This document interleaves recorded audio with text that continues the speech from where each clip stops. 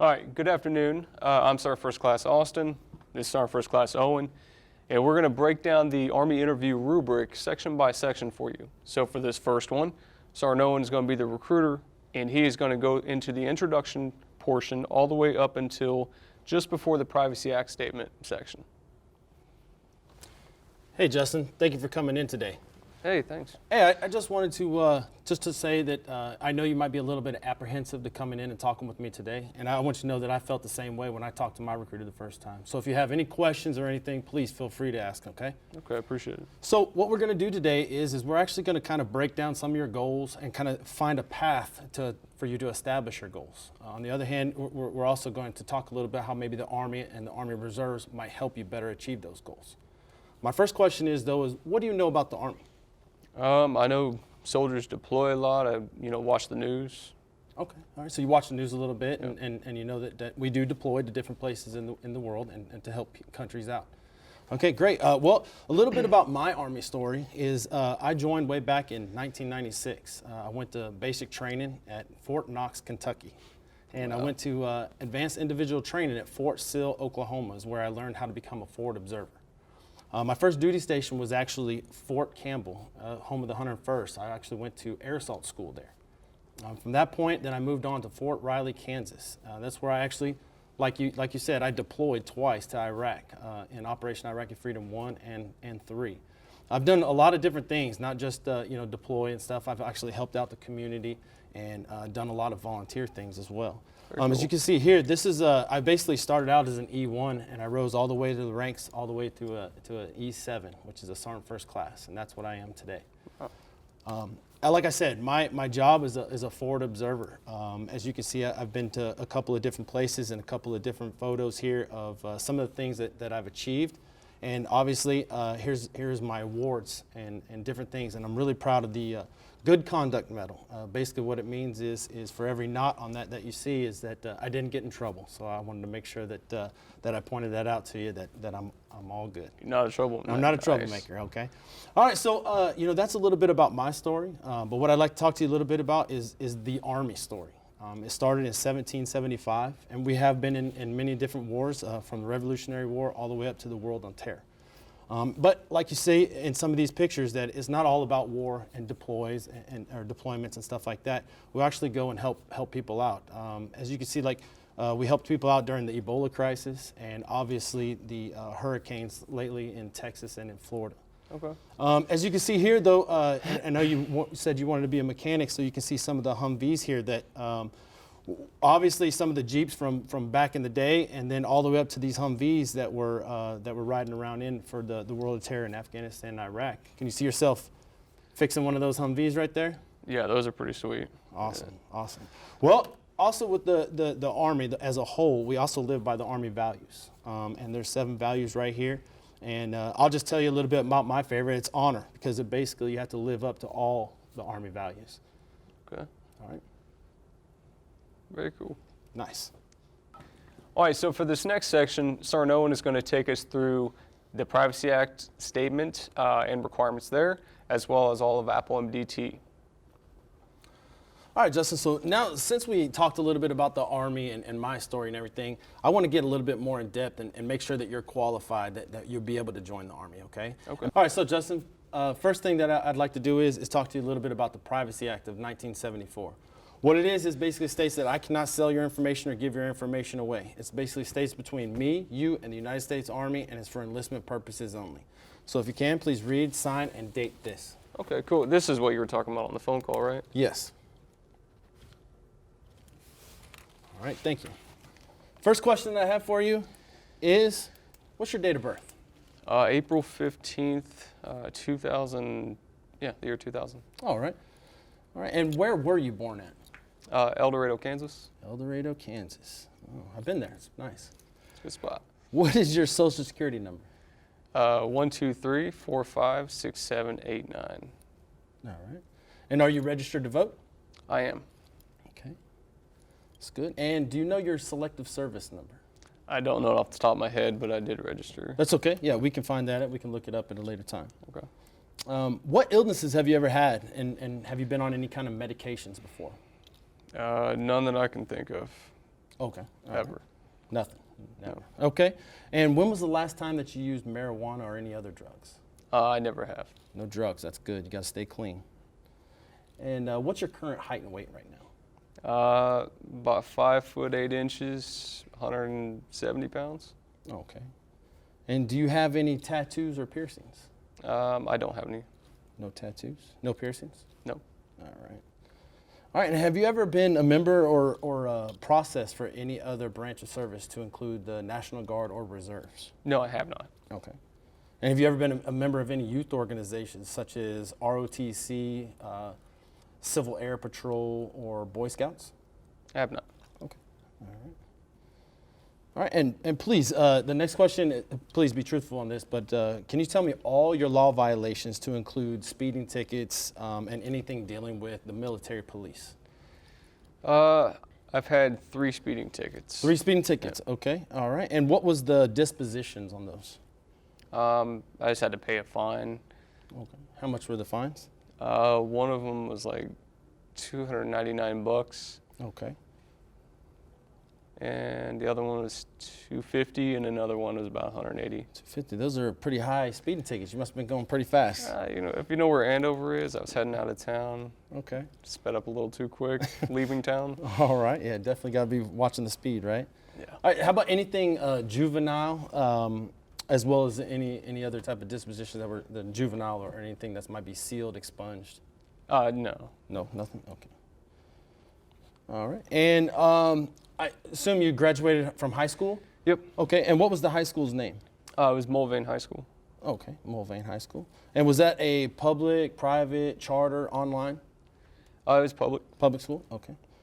All right. And what was the name? What was the name of the school again?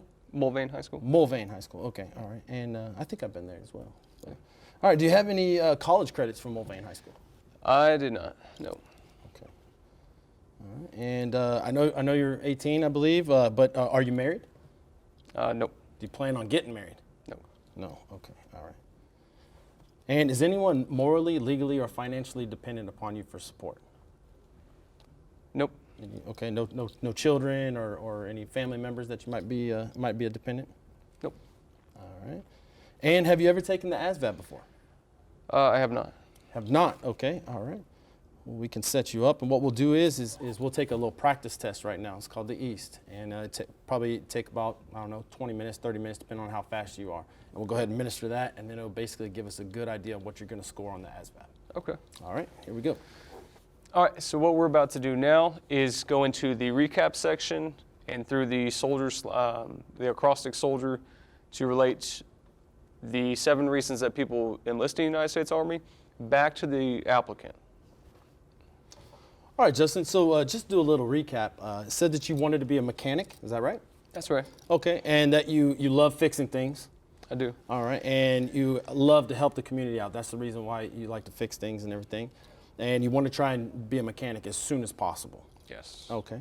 And let's see, so you'll need a little bit of schooling, right? And you said you wanted to go to Kansas State. Yep. Okay. And it'll cost you about, I think you said on the phone, about $12,000 a year? That's right. Okay. All right. Well, it sounds like you have a solid goal and a good plan.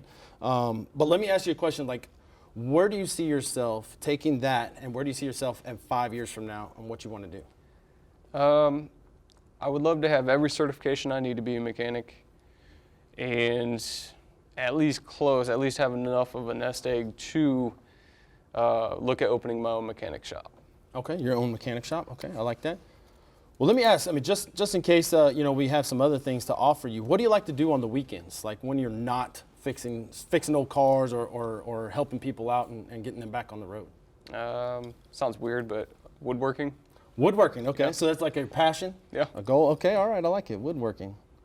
Maybe you've made something that I've seen before, maybe. Yeah. Okay, all right.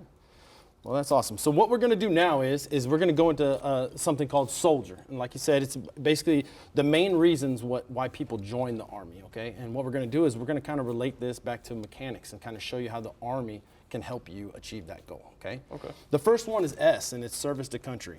The biggest thing is you're providing a service out there as a mechanic. And although that is on a big scale, you're helping that one person at a time. If you did that actually in the Army, then your service to country, you're helping out the whole United States Army, basically, getting those vehicles back on the road and helping us either win the wars or obviously helping victims of some major disasters and stuff like that. So service to country is something that seems like that's what you like to do, is helping people. Yeah.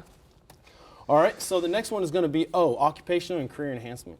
Now we have many different fields for mechanics, okay, and I can't just pinpoint one that you're going to be good for, okay. So it's whatever you basically qualify for, and we'll look at all the different mechanic jobs, but we do have that field in the Army. On top of that, with just the career enhancement, there is certifications that you're going to get. We have a website, Army Cool, and it's basically going to show you all the different things how it's going to relate from the Army world out into the civilian world and what certifications that you're going to get. Okay. All right. And the next one is leadership and management development. Okay. Now, you said you kind of want to own your own shop one day, so you're going to have employees. From day one in basic training, you're going to get that leadership role, and you're going to help each other out, and you're going to basically direct, young privates and stuff where to go and kind of what to do. So that's basically what you're going to be doing as a supervisor if you owned your own shop. Is that correct? Yeah. Does that sound like something that you're going to need when you get out in the civilian world? It's definitely something I could learn. Definitely. Leadership is always is a good one. All right, diversity. Now, here we go with your employees. You're going to have a diverse set of employees from all over the country or from all over the world. Who knows who your employees are going to be, right? Yeah. Just like in the Army, I mean, it doesn't matter, like whatever job that somebody does, it's always related back to another job. And we're all culturally diverse in every single job and in our own platoons and in our own sections that we work hand in hand to, okay? Okay. So you're definitely going to need some diversity training if you're going to be the supervisor of your own mechanic shop, right? Yeah, it's Yeah. probably a good idea. Exactly. Now, what a lot of people love is the income, okay? Now, as you can see here, obviously you would start out as an E1 since you don't have certain things that maybe for the advanced rank. But you're looking at this amount of money right here for an E1 when you first going into basic training. Okay. On top of that, you're going to get a lot of other things. You get 30 days paid vacation. I mean, you think any other job out there in the civilian world is going to give you 30 days paid vacation right off the bat? No. No, okay, all right. Well, we also have different accelerated promotions.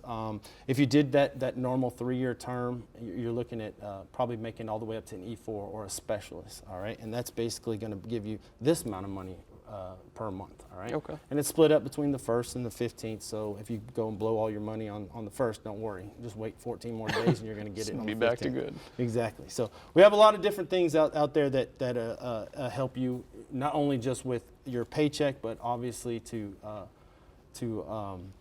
help you out with certain income, health insurance, and different things like that obviously come through. Okay. Now excitement. Now many different pictures here. Jumping out of helicopters, jumping out of planes. Let me ask you a question. Can you see yourself jumping or rappelling out of that helicopter right there? I could definitely see myself flying in that Joker. Flying. I don't know about getting out of Okay. it. What about since you're a mechanic, you want to be mechanics? Can you see yourself working on those helicopters? I could actually do that? You can actually do that. Yes, if you qualify for it. Wow. Yeah. Now, obviously, there's a lot of different things in here, and you're going to learn a bunch of different combatives and different things that you're going to see whenever you go through your whole Army career. But there's all these different types of exciting things, and every single day is a new challenge. Very cool. Probably just like you doing mechanics. I mean, every car is probably not the same. So when you're working on one engine, and then you're going to find another engine is going to be something completely different, right? Yeah. Okay. All right. All right, and respect. The biggest thing with respect is when you walk down the street in a uniform, right? People are going to congratulate you. They have no idea what you've done. They have no idea if you've ever been to war before or if you've helped anybody out. But they're going to show you respect just by walking down the street in this uniform. Can you see yourself walking down in the street in this uniform and people congratulating you? Yeah, I guess I could. All right, probably a little different than your mechanic scrubs or whatever your overalls, but that's okay. You'll wear this to work on all the Humvees and different mechanics and stuff like that. Okay.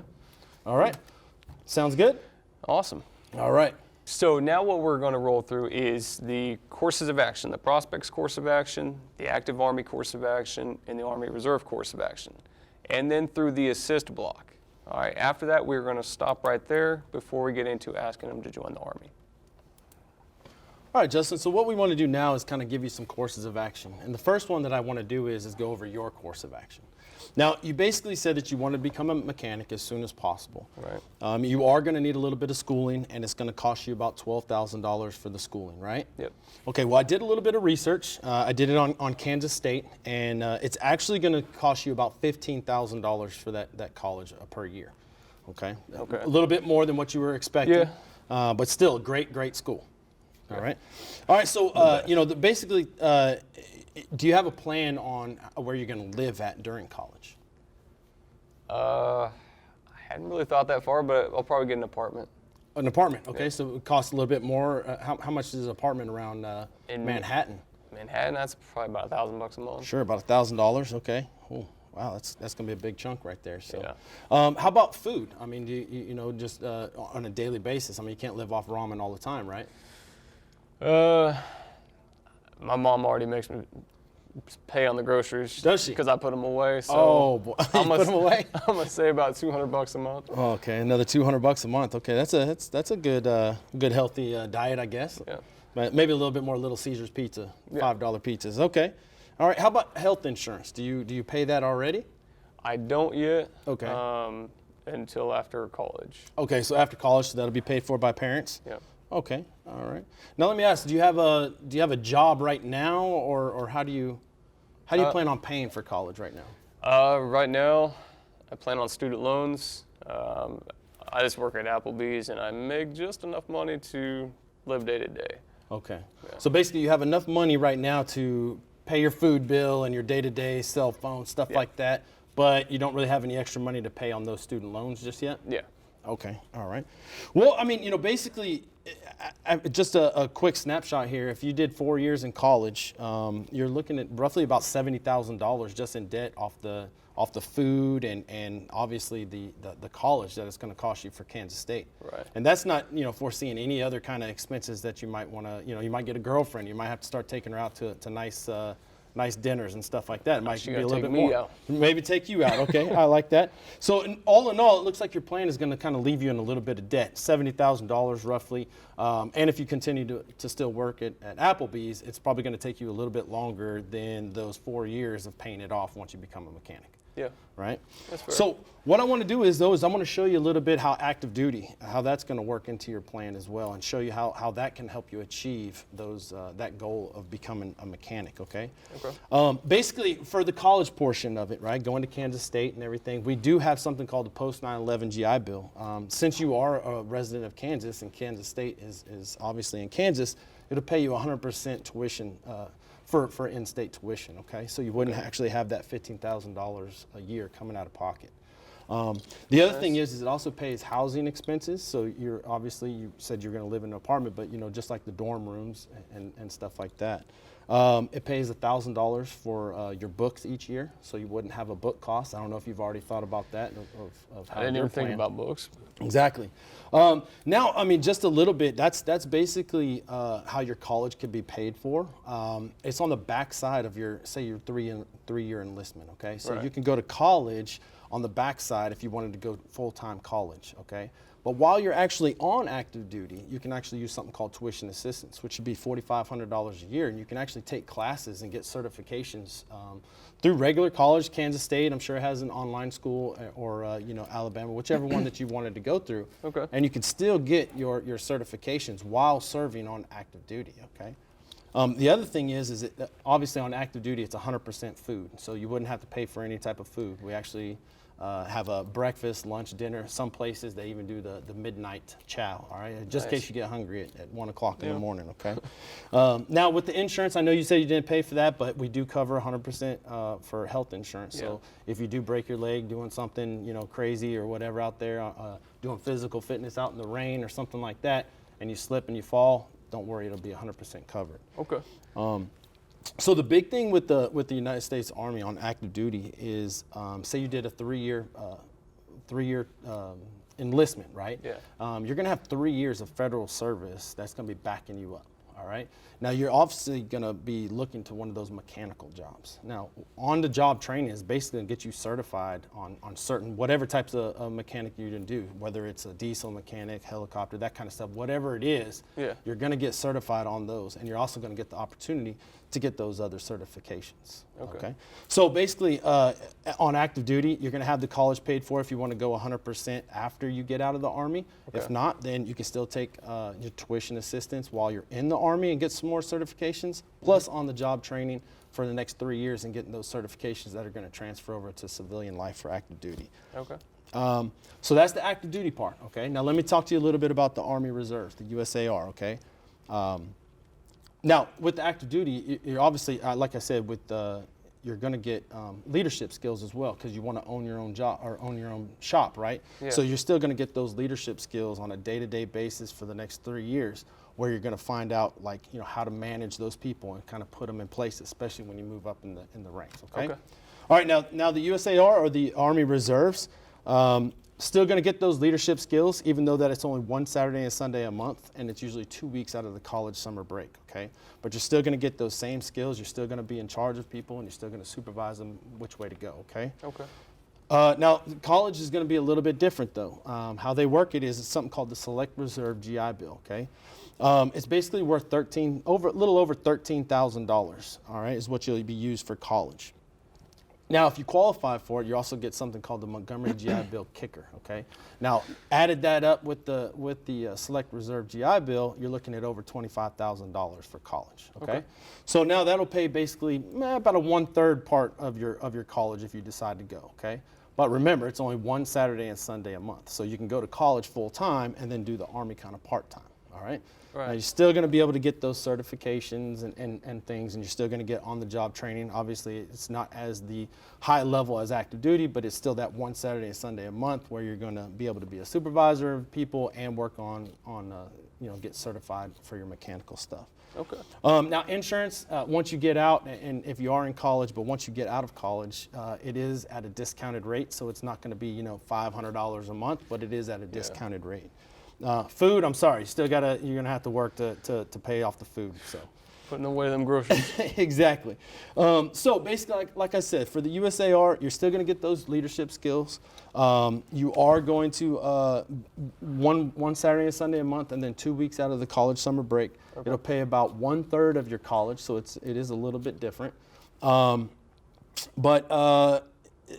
you still have that federal service under your belt, so when you do go and apply for whatever job or mechanical job that you're going to do in the civilian world, then you'll still have that federal service behind there. So just a quick kind of recap a little bit is for your course of action, we talked a little bit about how college and food and everything's going to play out for your long term. It seems like just for 4 years, looks like you're going to be about $70,000 in debt with your plan, if you kept working at Applebee's, right?